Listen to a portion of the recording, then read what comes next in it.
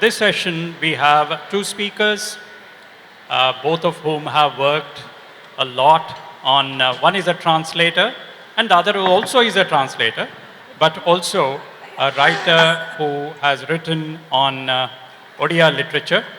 And so today in this session, the two of them will be focusing on the Odia Canon, the canon formation, who gets into the canon, who gets left out of the canon, and that's the session, but I will leave the introductions to the moderator to do that. And just to introduce our moderator for this session, this is Anurekha. She teaches in Hello, it's Anurekha Chari Wagh. Chari Wagh. I'm just opening my mobile. Anurekha Chari Wagh, she teaches sociology in the University of Hyderabad, and she will be moderating this session for us. And her areas are, she specializes in the areas of gender and citizenship rights, agrarian issues, microfinance, development, teaching and learning, feminist pedagogy, and mentoring. She has published on these themes in national and international journals and edited books.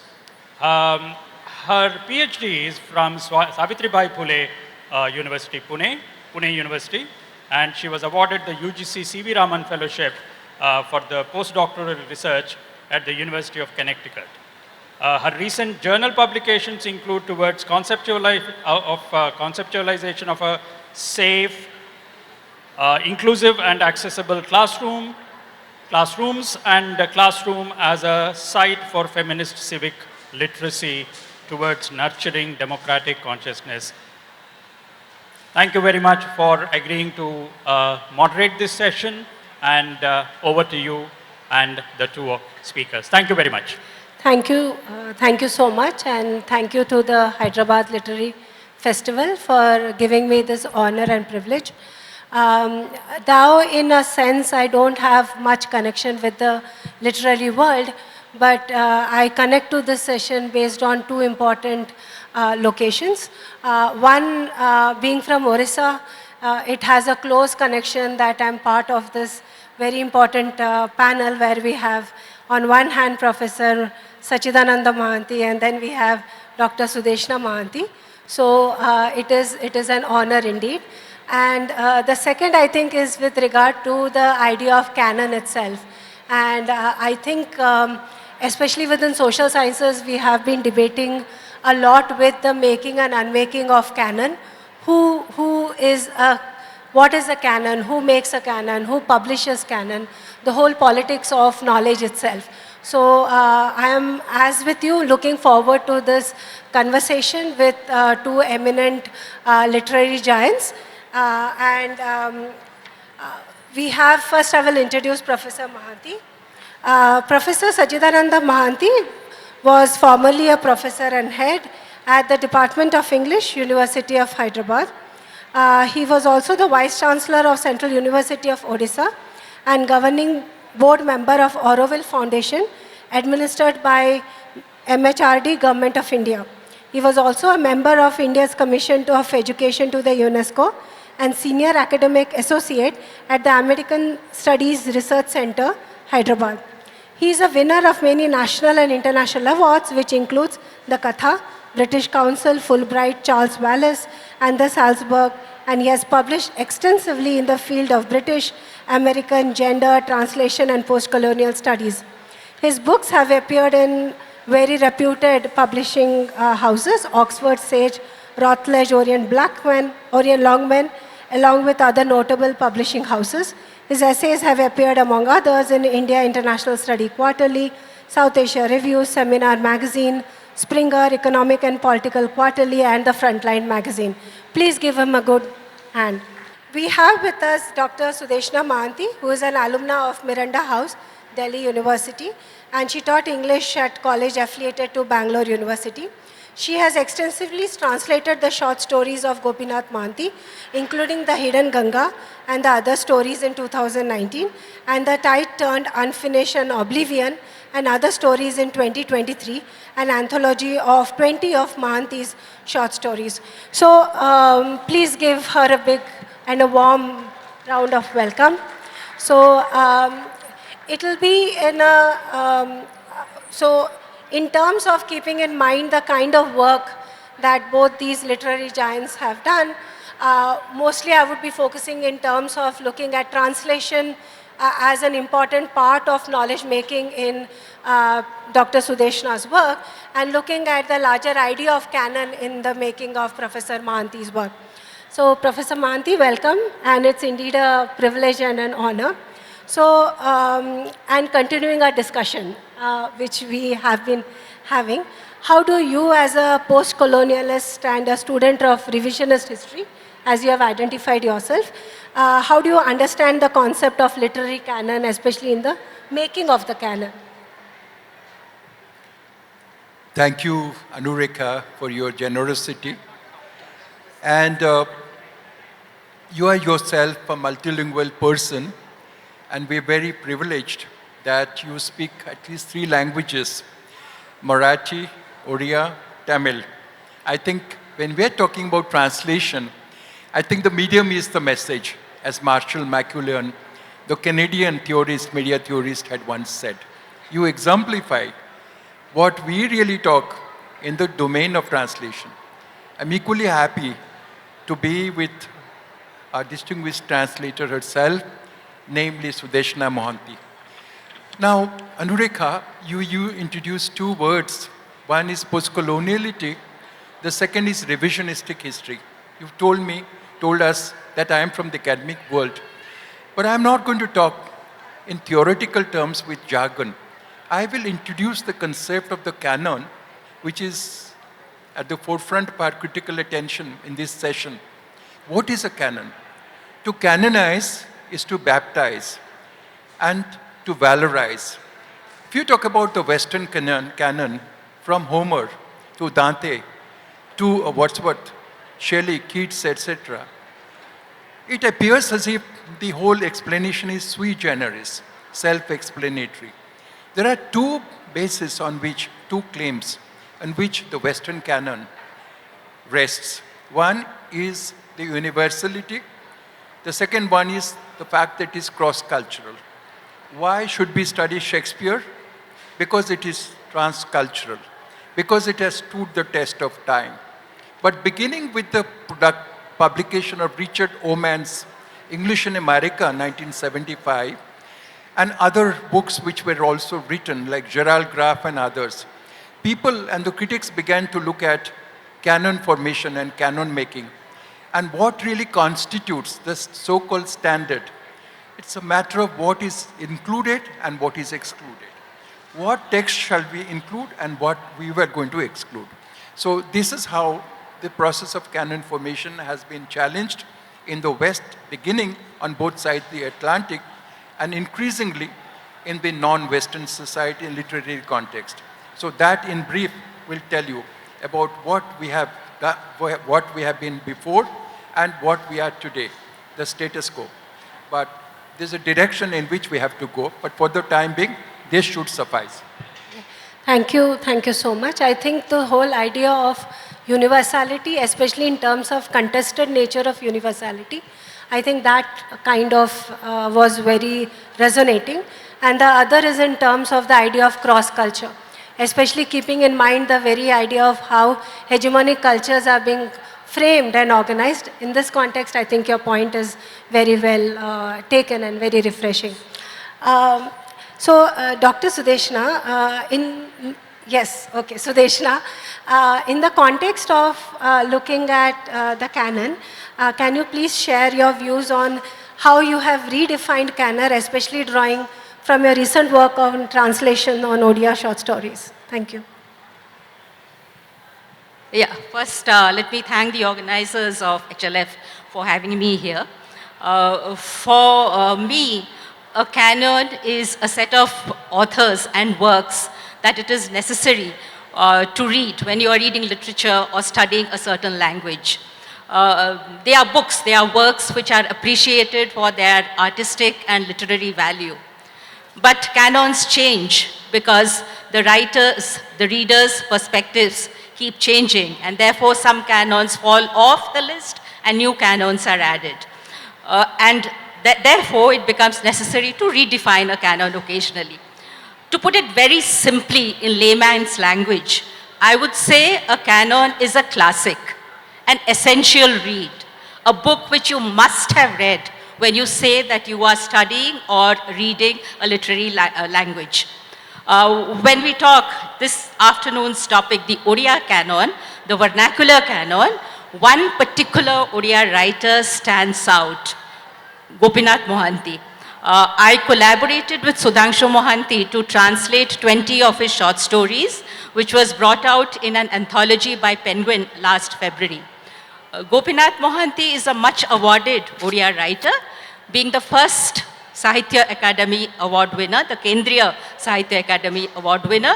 He was also the recipient, the first recipient of the Jnanapith Award, the first Odia recipient of the Jnanapith Award, and also a Padma Bhushan. Born in I would like to introduce briefly the writings of Gopinath Mohanty, because in some ways the literature of Gopinath Mohanty is tantamount to Odia literature. So Gopinath Mohanty was born in 1914 and started his career as a young officer in the Odisha Administrative Service. As a young officer, he was posted in Koraput in northern Odisha. Koraput district is home of the Adivasis. This young officer, as a young officer, Gopinath Mohanty devoted his life to learning about the Adivasis. He befriended them, he learnt their culture, he learned their language, he shared their joys and sorrows. Out of this connection with the Adivasis was born two great novels, Paraja and Amrutara Santano, which are undisputed, timeless canons in Odia literature. Paraja has been translated into English. It was recently translated in Spanish too. Amrutara Santano also has been translated in English.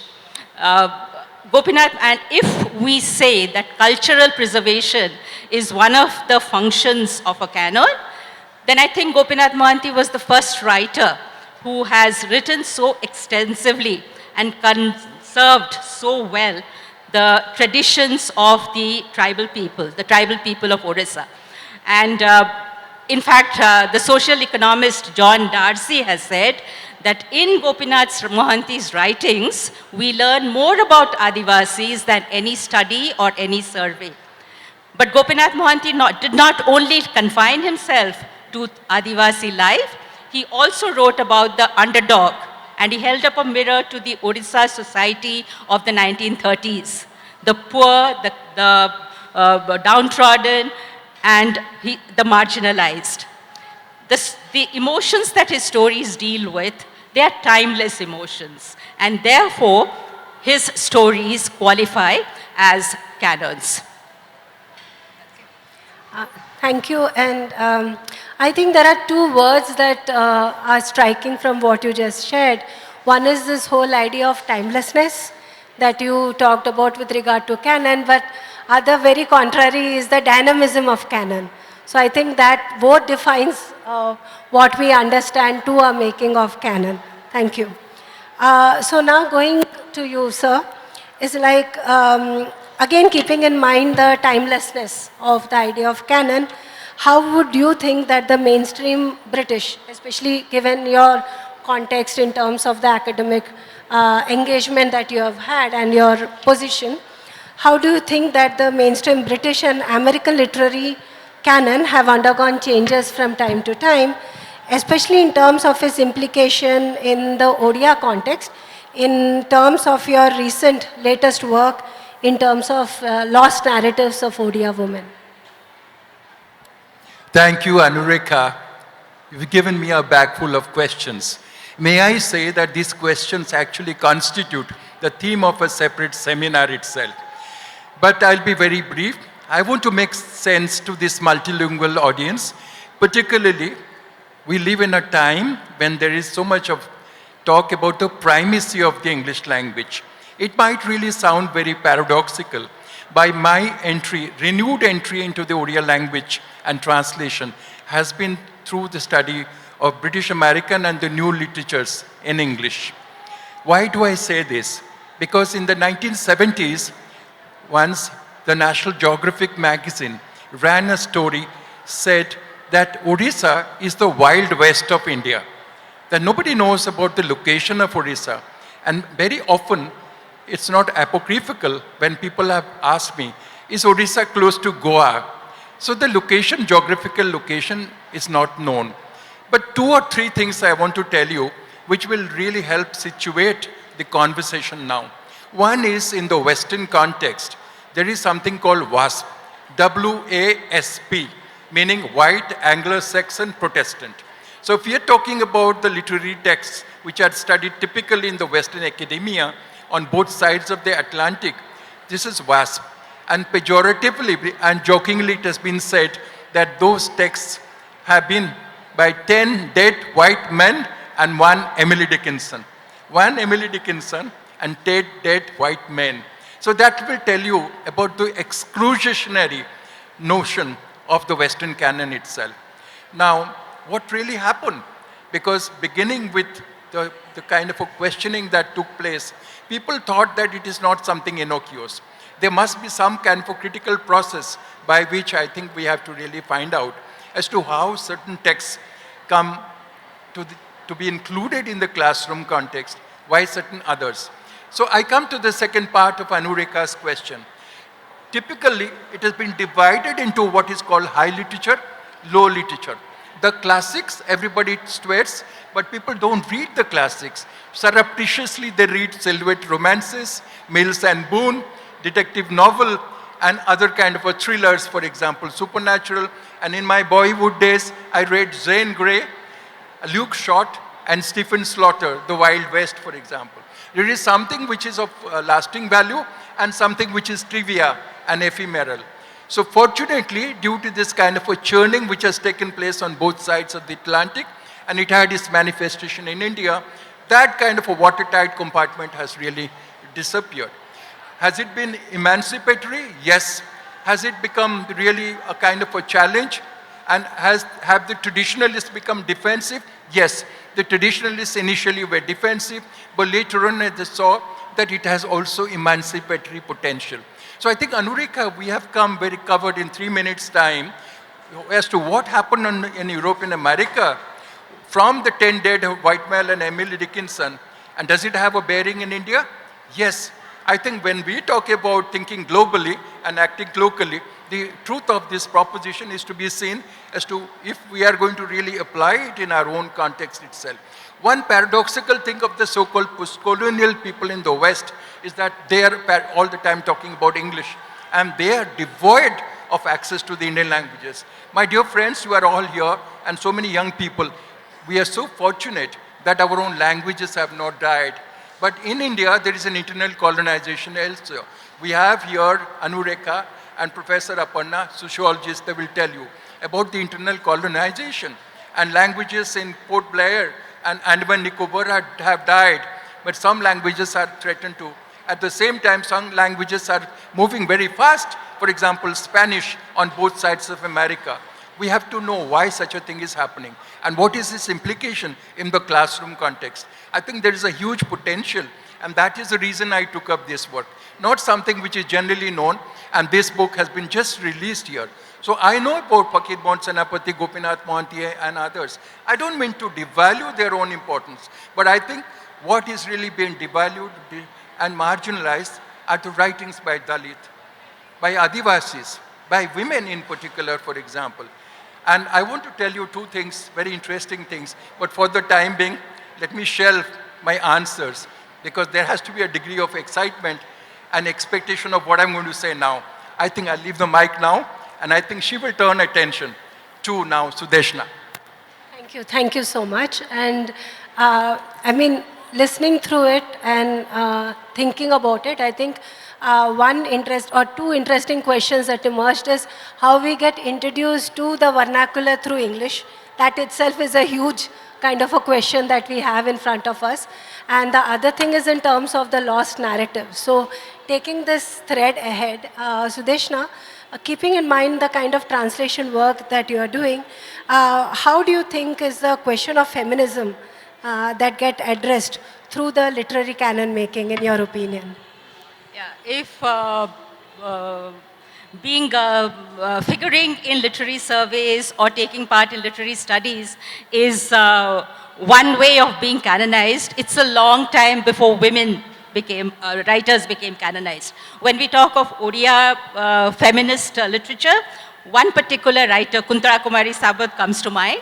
And there's a beautiful book called Basanti that I just have to talk about over here. Basanti is a collaborative effort between 9 writers, 3 of them women. The theme of Basanti is unusual because it's the story of an emancipated woman, a woman who wants to break loose of petty domesticity. And secondly, not only that, she's a woman who wants to expand her mind by reading.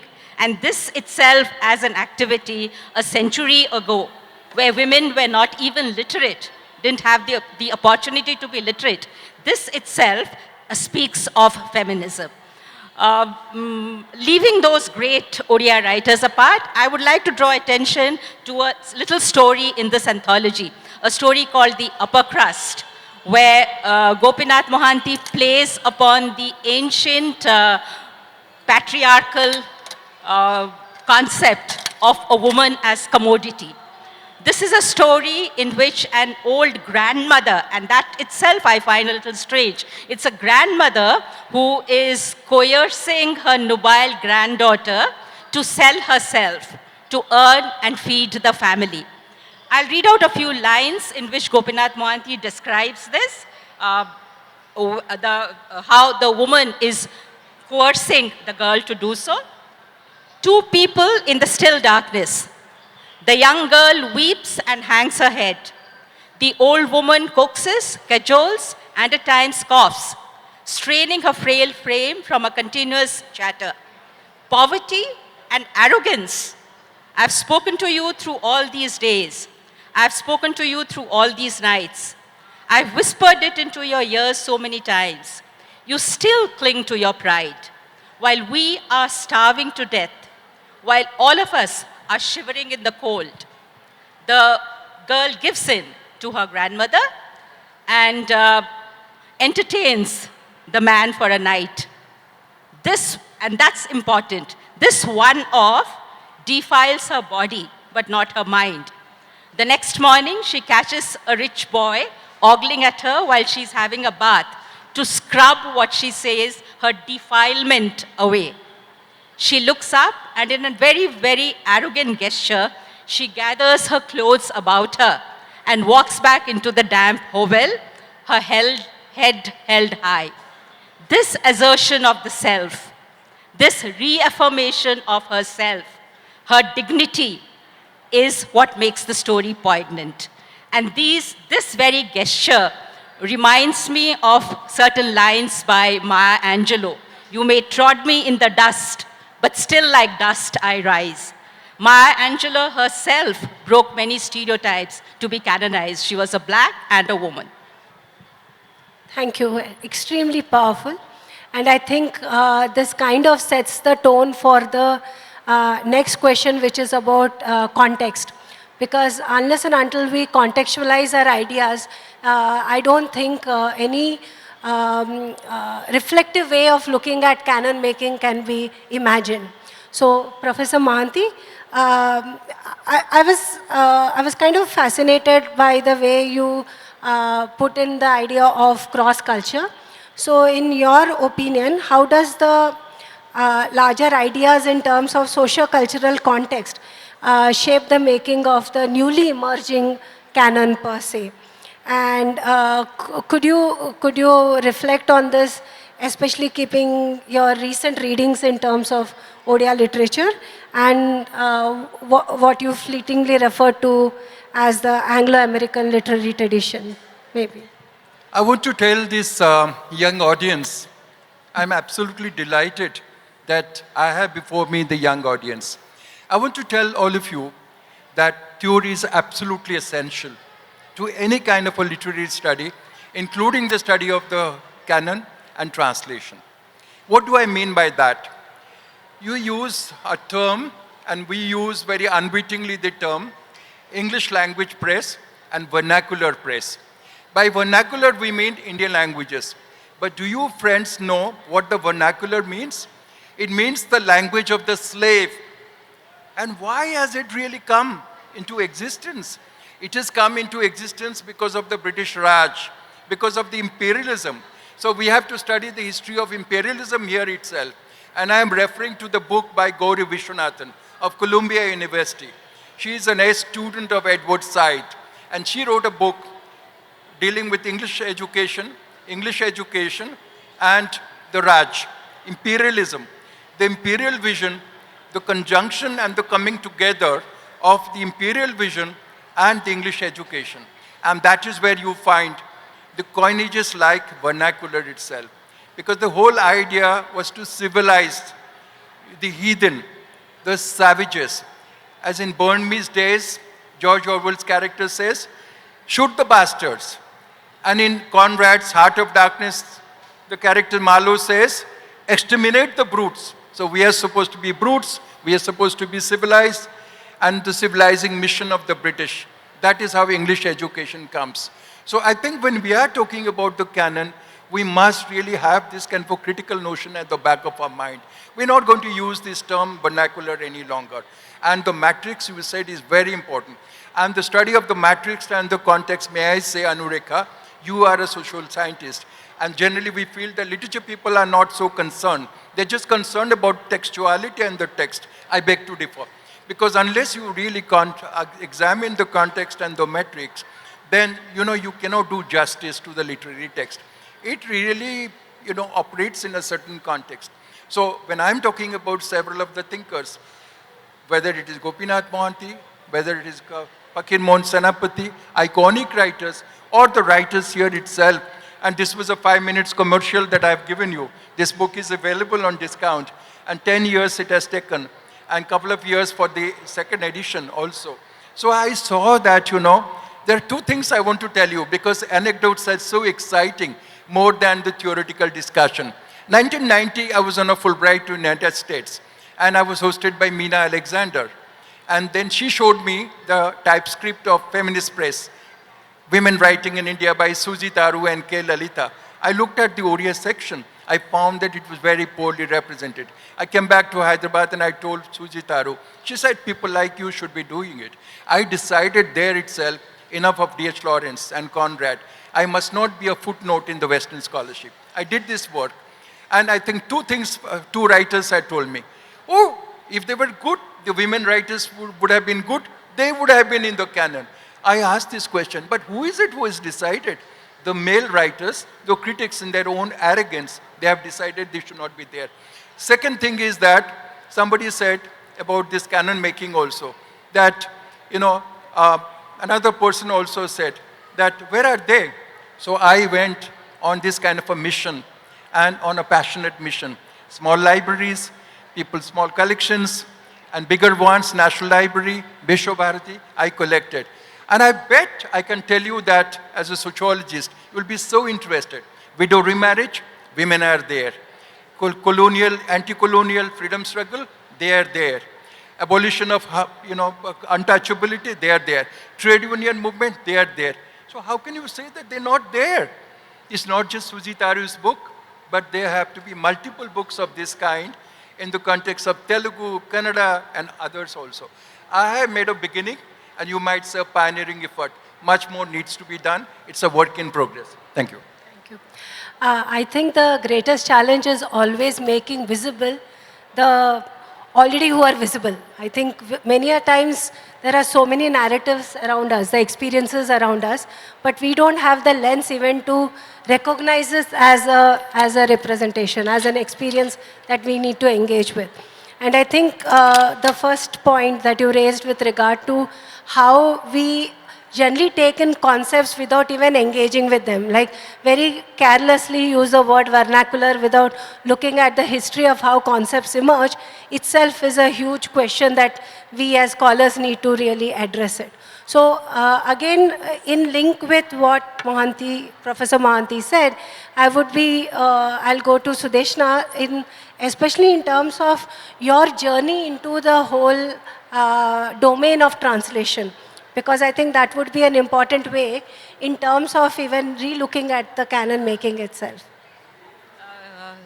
This is an interesting question, and I would like to talk about this because I came into translation very late. It's only in 2017 that I entered into translation.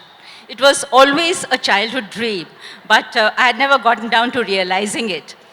In 2017, I retired from the government job that I was doing. My daughter got married, so there was a lot of free time on my hands, and that's when I revived this dream. When I started translating, I came to translation with very little Odia. I had studied in the English medium. I had studied Odia only as a second language up to my senior Cambridge examination. And then I had moved out of the state for higher studies, and I had moved out again to get married and to live in a different state. But Odia was my mother tongue. I was born in Cuttack. I had an ear for the Odia language. I was culturally rooted in Odisha, and therefore this process happened. I thought the short stories would be a good beginning because of my lack of experience in translation. And when I started looking at short stories to translate, I found that Gopinath Mohanty was so established as a novelist that his short stories were by and large ignored by translators. He had about 150 short stories in 10 anthologies, 10 or 12 anthologies, some of which are not available now. But out of all these stories, only about 15 had been translated, and that too some by multiple translators. So that's how I chose him as to translate. And then again, when I started this journey, my mother was beside me. She herself is a pioneer in women's education, having moved out of the state way back in the early 40s on a scholarship to do a master's from Calcutta University. She would meticulously read the Oriya and the English, my translation, match the words, evaluate it, and critique it very professionally. With her guidance, I cut my translation teeth. And in 2019, I published an anthology of 8 of Gopinath Mohanty's short stories called Hidden Ganga and Other Stories. Then we started working, and then later I collaborated with Sudhanshu Mohanty to produce this book, that's Oblivion and Other Stories, which is an anthology of 20 stories. Oblivion was the last story I had done with my mother before I lost her. So I suggested having this as the title of this book, and that's how the book was named. Thank you so much. And I think given the whole ideas with regard to how we relate to languages, I think this session is moving towards a very interesting turn. But I already have a show of hand, the larger authority here, that I just have 10 minutes more.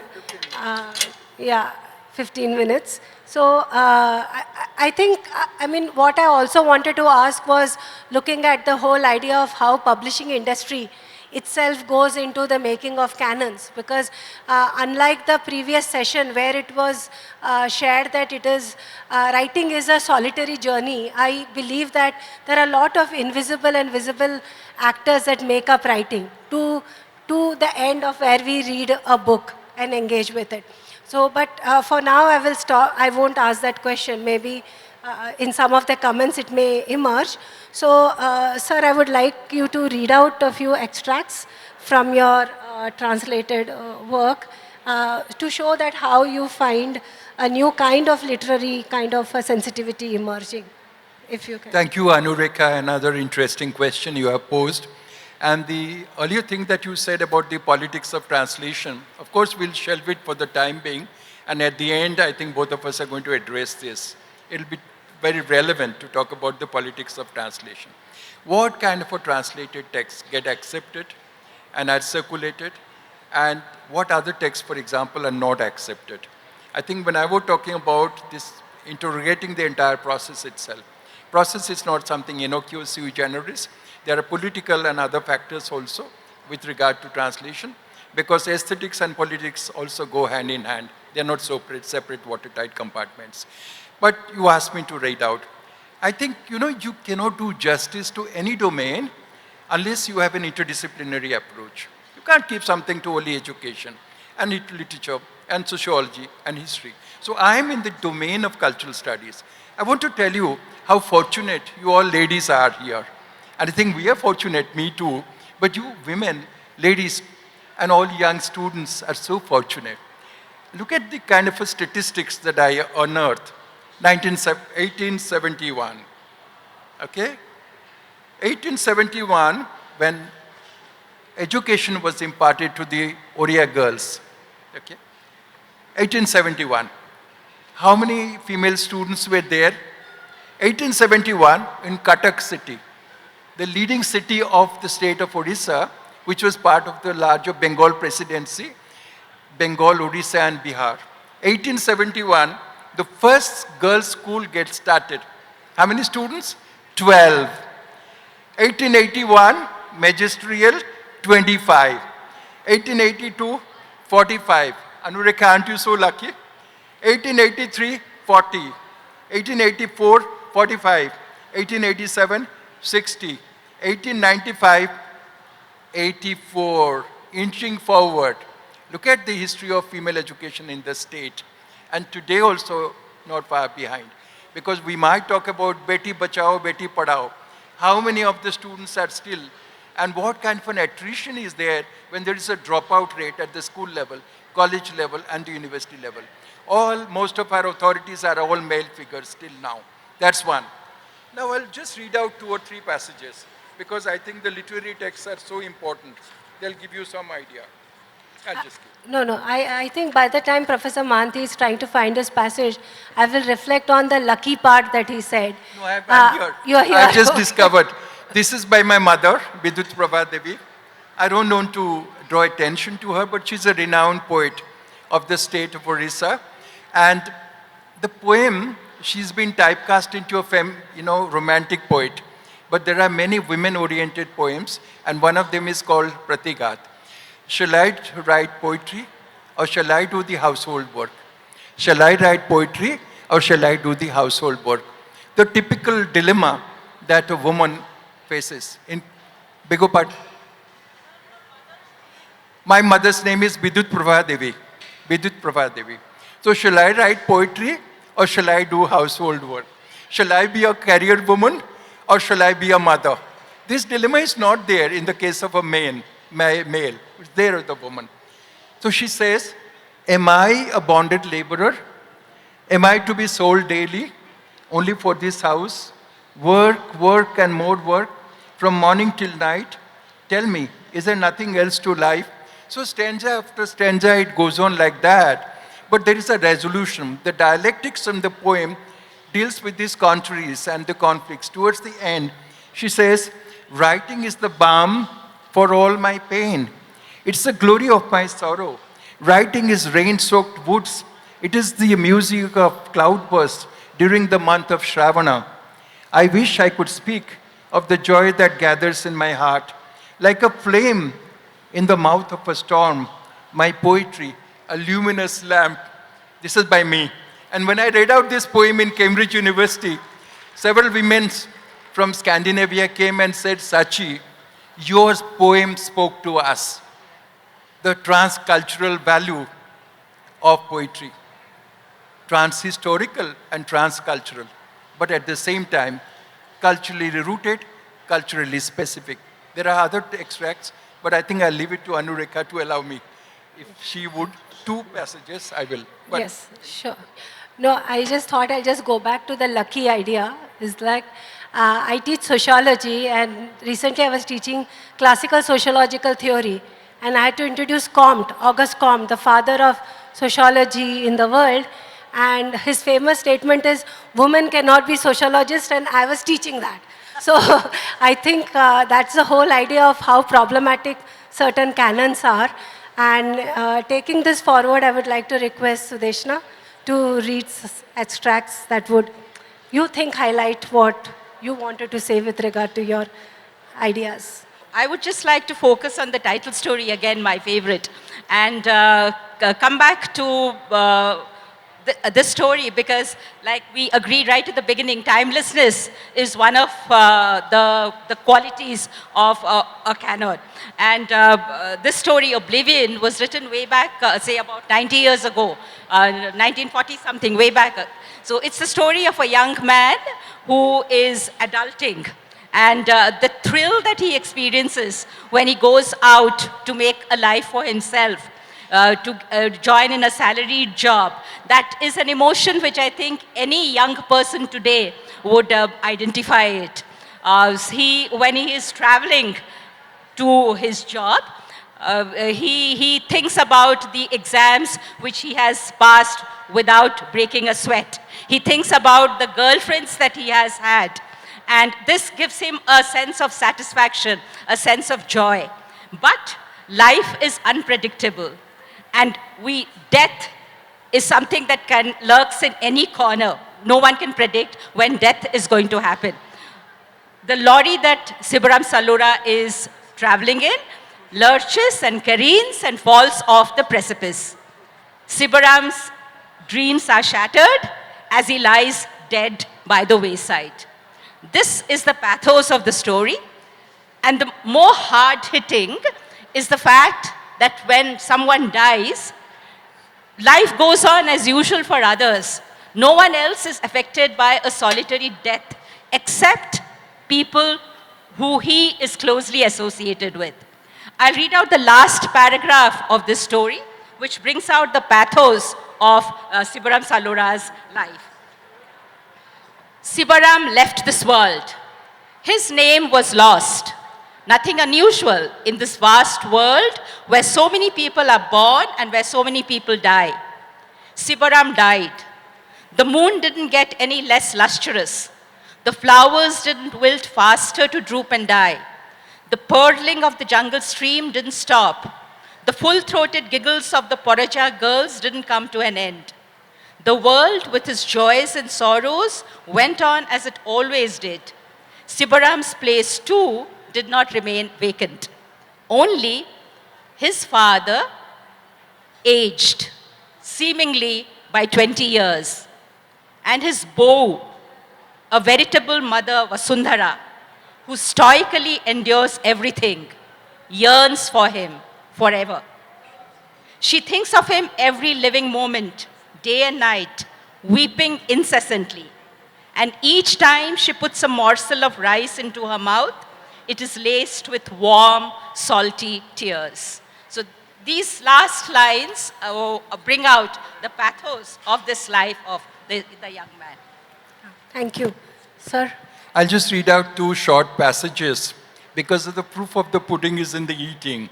And today, if you look at the discourse, the female discourse, oh, I am so beholden to this male figure, and they have given me the opportunity. And look at Sarla Devi, 1931, and we are in the land of Andhra Pradesh and Telangana.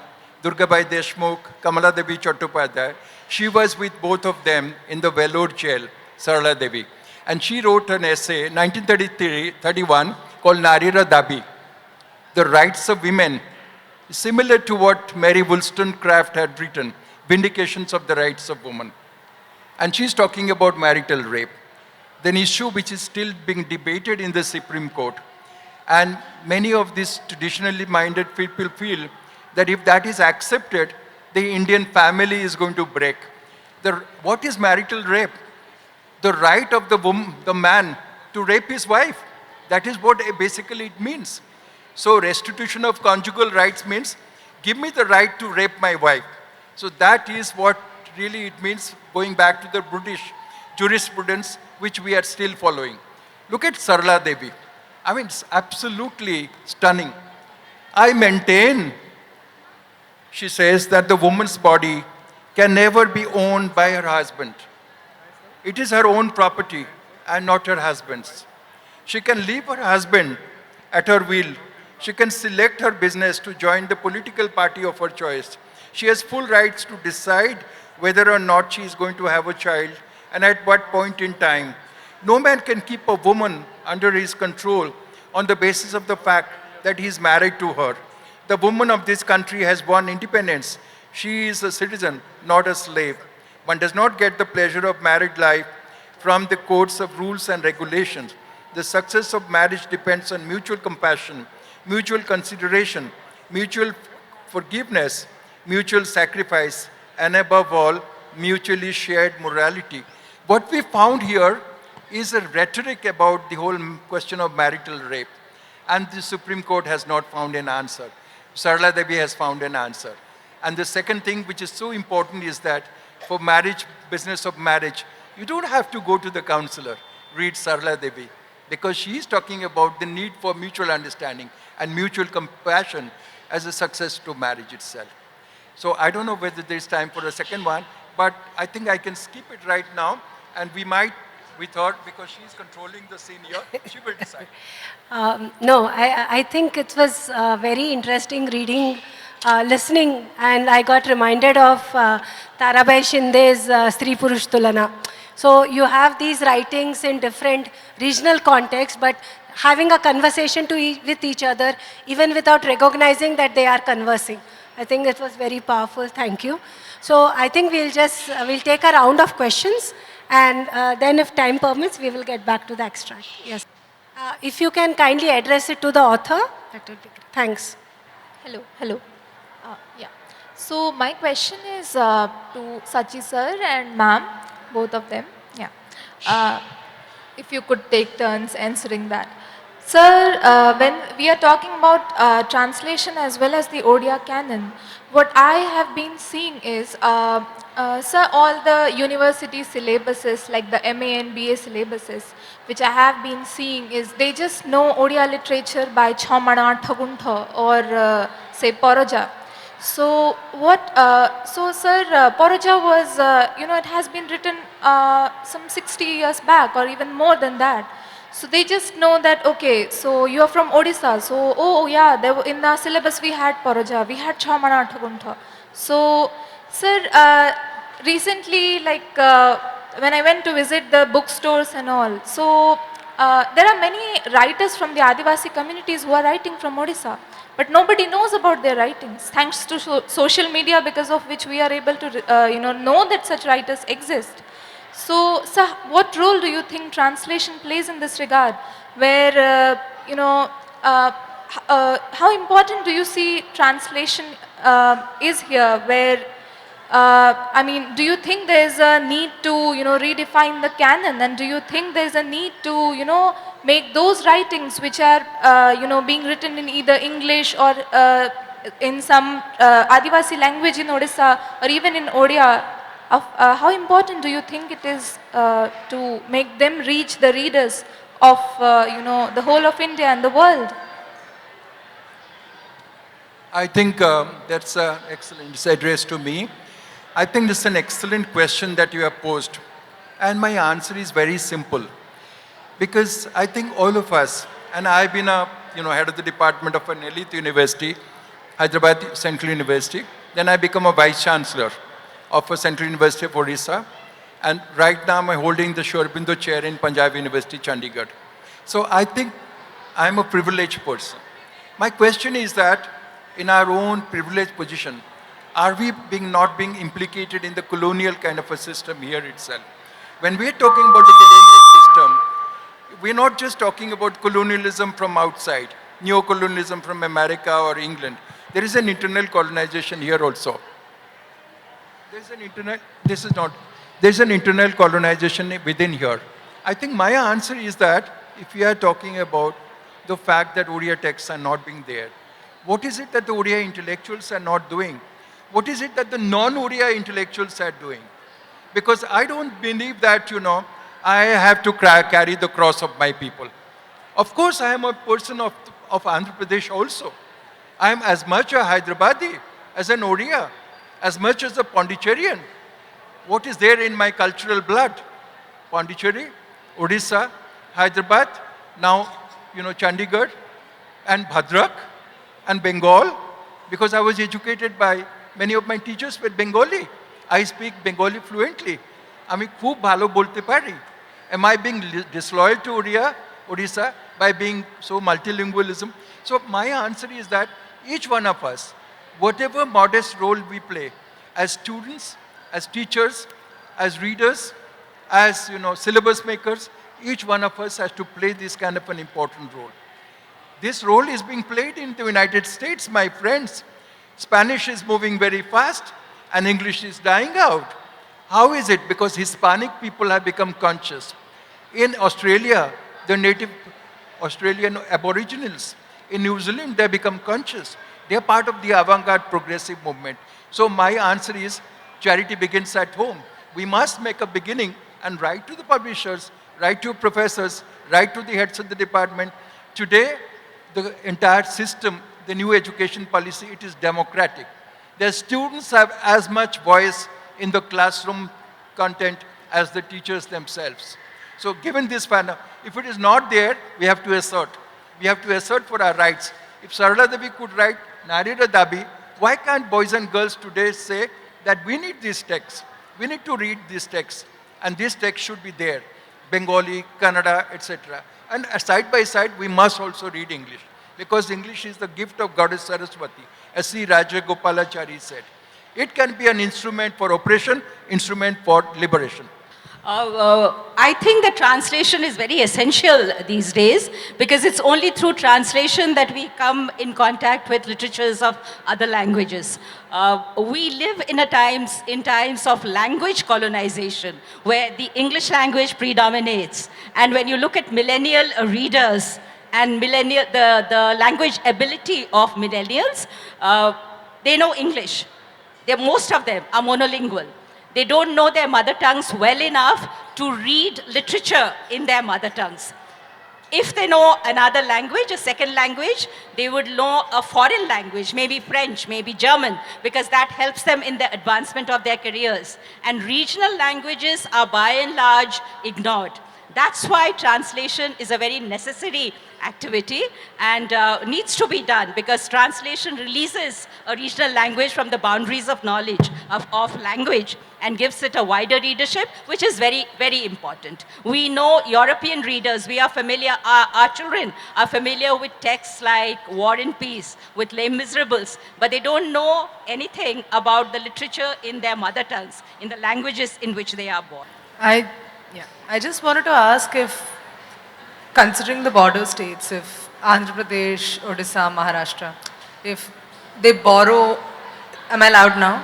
If they borrow a lot from each other in terms of languages, and if we were to look at the original languages and not translation into English, do they borrow a lot from each other, and how does that come up? Also because the Odisha, Andhra Pradesh belt does have a lot of a very large Adivasi populace, and if there is a correlation between the two. That's a very interesting question, pertinent in the domain of translation studies. What kind of a borrowing are you going to do? Borrowing and lending, for example. And along with that, the whole question of visibility and invisibility of the translation. There is a school of thought which says that translation should be visible. That L1, meaning the so-called original, and the L2, I think we should really, make it visible. The entire rendering of the translation process itself. The other one says, there's nothing like the original. Somebody says, he's the original kind of an Oriya. Am I an original Oriya? Was my father an original Oriya? My grandfather lived in Calcutta, my father in Bhadrak. I was brought up in Bhubaneswar. So what is this original we are talking about? Just as there is no original prototype of any kind, there is nothing like the original. What we can say is an approximation to the so-called original itself, and borrowing certainly, borrowing from various lexicon. And each time there is a translation activity, you deal with the choices. What are the options that you are doing in lexical terms, in phonological terms, in syntactic terms, for example? And we have to explain why certain choices are being made. So in a good translation, like Katha Prize Stories, which I did, incidentally, Gopinath Mohanty, that's where, theoretically we come together. I translated and I got the Katha Prize Stories, best stories from the President of India. So I think it is very important to know in what context he wrote. Was he a tribal? He was not a tribal. He was from the coastal district, but he tried to capture that tribal experience. Maybe the tribal of Koraput today will have a so-called more authentic kind of an experience. And maybe as a reader and a critic, I will also offer something. So it is multiplicity, diversity of responses. It's not one versus the other. Thank you. I think we can take the last question. So this is a question for Sudeshna ji. Since you spoke about context, there is a context to my question. So I've had the privilege of growing up in that area of Odisha that you talked, that's Koraput. And the language that Gopinath Babu has used is also very endemic to that region, and to some extent also overlapping to the Andhra region as well. And it is also not familiar in the other parts of that state. So what challenges did you face, if any, in trying to get that kind of specific words, that context in which they were used, into a mainstream English understanding? Translating from two different cultures is itself challenging. Language is rooted in culture.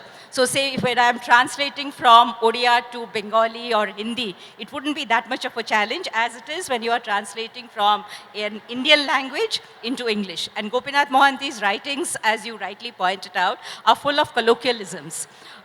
We handled this because we took the help and guidance of a lot of people. We used ancient dictionaries to find the exact meaning of a certain term. But then all translation is a translation in spirit. It's not a translation by the letter. So that's how we managed to navigate this problem. Translate in spirit, rely on translators' intuition, and not stick to translation by the letter. So, yeah. I'll just like to thank you for your question. I'd like to add a footnote here, because I happen to be in Koraput myself. I was a Vice Chancellor of Koraput Central University for about 3.5 years. And I lived not only there and imbibed the culture of Koraput, and then of course I had not been to Malkangiri, other places which are infested by Maoists, etc. But I read Gopinath Mohanty's. And what you find is something incredible and very complex and nuanced. He's not only trying to capture the register of the tribals, but he's also talking about, he's using a magic realism, which is used in the context of Gabriel Garcia Marquez. And you know, I had a running fight with the editors of Katha Prize Stories, because in our own language, the Sahukar, the money lender, he's the villain. He's exploited the tribal women. He's exploited the tribal man. And it is being portrayed through the emblem of the tiger. The tiger hunting becomes a powerful metaphor. So the tiger is hunted, and the bonnet of the jeep, and he's shot, and the blood is trickling, and Gopinath Mohanty is writing in Shikar, through the streets, through the houses. Is it realistic? It's magical realistic. Can we understand through the prism that we know? We can't. So I think multiple registers are there in Gopinath Mohanty. Tribal language, yes, but Vietnam also. Gabriel Garcia Marquez's language is also. So I think it's an incredible skill that Gopinath Mohanty is using. Thank you so much. And I thank both the authors for their ideas that were shared, and also thank the audience, because I always believe that it is the audience that make up the session. Thank you so much. Thank you.